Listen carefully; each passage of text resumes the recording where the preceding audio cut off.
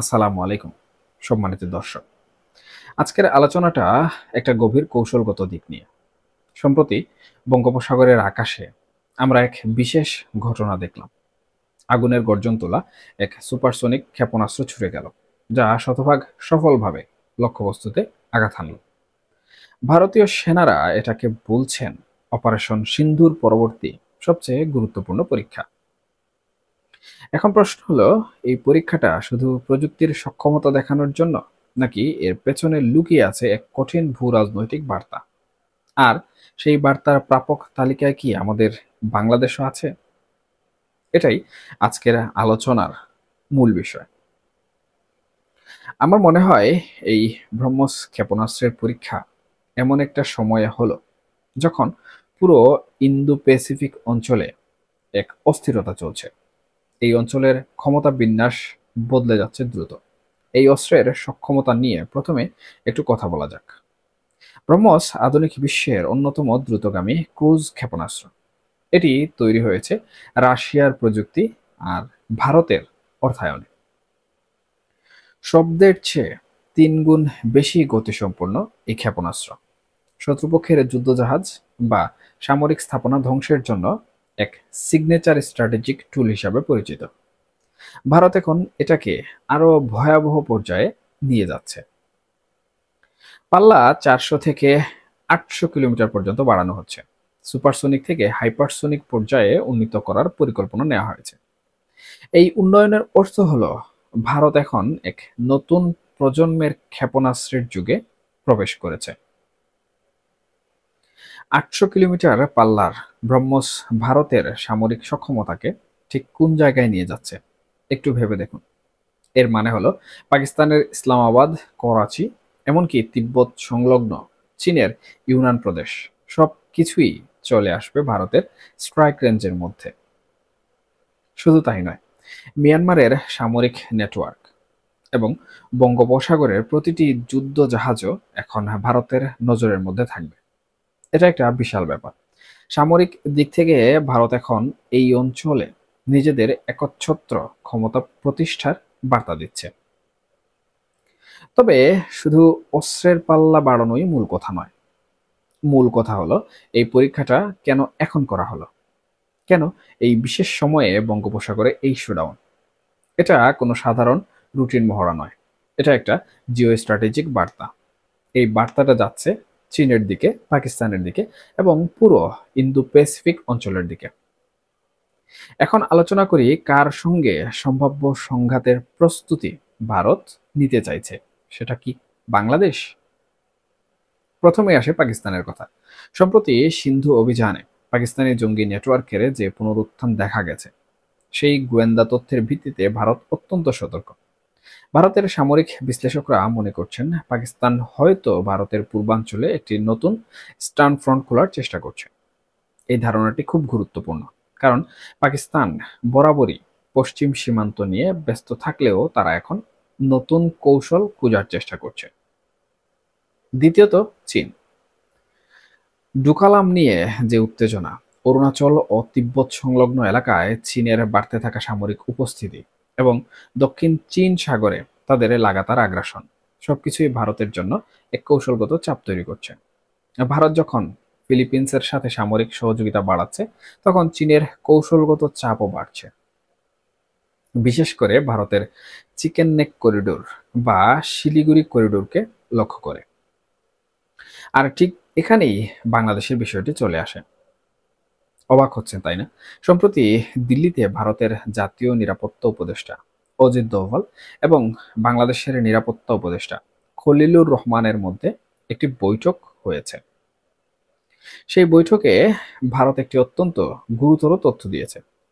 ভারত স্পষ্ট করে জানিয়েছে বাংলাদেশে পাকিস্তানি জঙ্গি সংগঠনের অন্তত 12টি ক্যাম্প সক্রিয় আছে এবং ভারতের ধারণা ঢাকা এগুলো ধ্বংসে যথেষ্ট উদ্যোগ নেয় না বা নিচ্ছে না।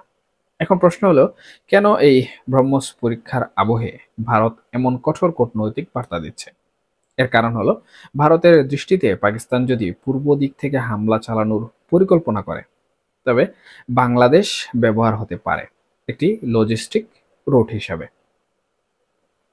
যদি এই পরিকল্পনা বাস্তবায়িত হয়, তবে সবচেয়ে ঝুঁকিতে আসবে ভারতের পশ্চিমবঙ্গ, আসাম এবং অবশ্যই সেই 22 কিলোমিটার চওড়া শিলিগুড়ি করিডোর। ভারতের মূল ভূখণ্ডকে উত্তর পূর্বাঞ্চলের সঙ্গে যুক্ত রাখার এই সরু পথটি তাদের কাছে সবচেয়ে ঝুঁকিপূর্ণ এলাকা। চীন দীর্ঘদিন ধরে বলে আসছে এই করিডোরটি হলো ভারতের দুর্বল স্থান, আর এই দুর্বল স্থানকে ঘিরেই ভারতের সব সামরিক কৌশল এবং পাকিস্তানি জঙ্গি ঘাঁটি নিয়ে তাদের উদ্বেগ। যদি পাকিস্তান পূর্ব দিক থেকে জঙ্গি অনুপ্রবেশ করায় আর একই সময়ে চীন উত্তেজনা বাড়ায়, তাহলে ভারতের উত্তর পূর্বাঞ্চল মূল ভূখণ্ড থেকে বিচ্ছিন্ন হয়ে যেতে পারে। এই কারণেই বঙ্গোপসাগরের ব্রহ্মস পরীক্ষা আসলে একটি বড় কৌশলগত শক্তি প্রদর্শন।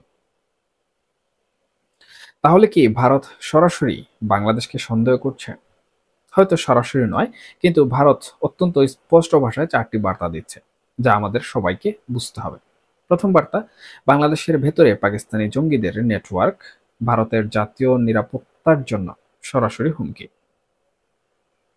দ্বিতীয় বার্তা হচ্ছে, বাংলাদেশ যদি এই বিষয়ে কঠোর পদক্ষেপ না নেয়, তবে ভারত একপাক্ষিক উদ্যোগ নিতে প্রস্তুত। এটা অত্যন্ত কঠিন এবং কঠোর একটি বার্তা। তৃতীয় বার্তা, ভারত এখন বঙ্গোপসাগর এবং আন্দামান নিকোবর অঞ্চলকে ভবিষ্যতের সম্ভাব্য যুদ্ধক্ষেত্র হিসাবে বিবেচনা করছে। এবং চতুর্থ বার্তা, বাংলাদেশের অবশ্যই ভারতের নিরাপত্তার উদ্বেগগুলোকে অগ্রাধিকার দিতে হবে। এই পরিস্থিতিতে বাংলাদেশে কোনো রাজনৈতিক উত্তেজনা তৈরি না হলেও কৌশলগত সন্দেহ কিন্তু বেড়েছে, বিশেষ করে বাংলাদেশের অভ্যন্তরীণ রাজনৈতিক পরিবর্তন এবং অন্তর্বর্তীকালীন সরকার আসার পর ভারত কিছুটা সতর্ক অবস্থান নিয়েছে। এই পরিস্থিতিতে বাংলাদেশের জন্য বেশ কিছু ঝুঁকি তৈরি হতে চলেছে। যেমন, ভারত ভূ রাজনৈতিক চাপ আরো বাড়াতে পারে, সীমান্তে নজরদারি এবং সামরিক উপস্থিতি বৃদ্ধি পেতে পারে। ভারত হয়তো পাকিস্তানি জঙ্গি ক্যাম্পের বিষয়টি আন্তর্জাতিক মহলে আরো জোরালোভাবে তুলে ধরবে। এটি কিন্তু একটি বড় টার্নিং পয়েন্ট। সবচেয়ে বড় ঝুঁকি হলো বাংলাদেশ চীন ভারত প্রতিযোগিতার মাঝখানে আরো বেশি করে আটকে যেতে পারে। এর ফলে ভারত বাংলাদেশ সহযোগিতা এক নতুন পরীক্ষার মুখে দাঁড়াবে। আসলে ব্রহ্মস পরীক্ষা হলো আঞ্চলিক ক্ষমতার এক স্পষ্ট বার্তা, যা বাংলাদেশের জন্য একটি সতর্কতার সিগন্যাল। এখন সবচেয়ে গুরুত্বপূর্ণ প্রশ্ন হলো, তাহলে কি কোনো যুদ্ধ আসন্ন? সরাসরি যুদ্ধ খুব কাছাকাছি না হলেও সামরিক সংঘাতের আশঙ্কা কিন্তু বাড়ছে। নিয়ন্ত্রণ রেখায় ভারত চীন উত্তেজনা, পাকিস্তানের অর্থনৈতিক পতন ও অভ্যন্তরীণ অস্থিরতা এবং বঙ্গোপসাগরের সাময়িকীকরণ, সবকিছু মিলিয়ে ভারত তাদের সামরিক প্রস্তুতি বাড়াচ্ছে। ব্রহ্মস পরীক্ষা সেই প্রস্তুতিরই অংশ। এই অবস্থায় বাংলাদেশের কৌশল আসলে কি হওয়া উচিত? আমার মনে হয় এই পরিস্থিতিতে বাংলাদেশের জন্য 3টি কৌশল অত্যন্ত জরুরি। প্রথমত, ভারতের দেয়া জঙ্গি ক্যাম্পের তালিকা নিয়ে যৌথ তদন্তে আরও বেশি স্বচ্ছতা এবং আন্তর্জাতিক সহযোগিতা নিশ্চিত করা দরকার। দ্বিতীয়ত, চীন ভারত প্রতিযোগিতায় বাংলাদেশকে অবশ্যই সমদূরত্ব নীতি বজায় রাখতে হবে। কোনো একটি পক্ষের দিকে ঝুঁকে পড়া এই মুহূর্তে সবচেয়ে বড় ভুল হবে। আর তৃতীয়ত, বঙ্গোপসাগরে নিজেদের নৌবাহিনীকে শক্তিশালী করা এবং আঞ্চলিক সামরিক পরিবর্তনের দিকে নিবিড় নজর রাখা জরুরি। বাংলাদেশের সামগ্রিক নিরাপত্তা এখন আর শুধু স্থল সীমান্তে সীমাবদ্ধ না, এটি বঙ্গোপসাগর ও আঞ্চলিক ভূ রাজনীতির মধ্যে ছড়িয়ে পড়েছে। বঙ্গোপসাগরের এই মিসাইল পরীক্ষা কোনো রুটিন কাজ ছিল না। এটি ছিল চীনকে, পাকিস্তানকে এবং পুরো দক্ষিণ এশিয়াকে দেয়া এক বিশেষ বার্তা। আর এই বার্তার ভেতরেই রয়েছে বাংলাদেশের গুরুত্বপূর্ণ ভূ রাজনৈতিক অবস্থান। যুদ্ধ হয়তো এখনো সামনে নেই, কিন্তু প্রযুক্তি বা প্রস্তুতির মাধ্যমে যে প্রযুক্তি সেটি শুরু হয়ে গেছে। এই পরিবর্তনশীল সামরিক বাস্তবতার মধ্যে বাংলাদেশকে তার নীতি, নিরাপত্তা ব্যবস্থা এবং আঞ্চলিক সম্পর্ক নতুনভাবে মূল্যায়ন করতে হবে। অন্যথায় বিপদ নিজেরাই নিজেদের জন্য টেনে নিয়ে আসবে, যেটাকে বলে খাল কেটে কুমির আনা।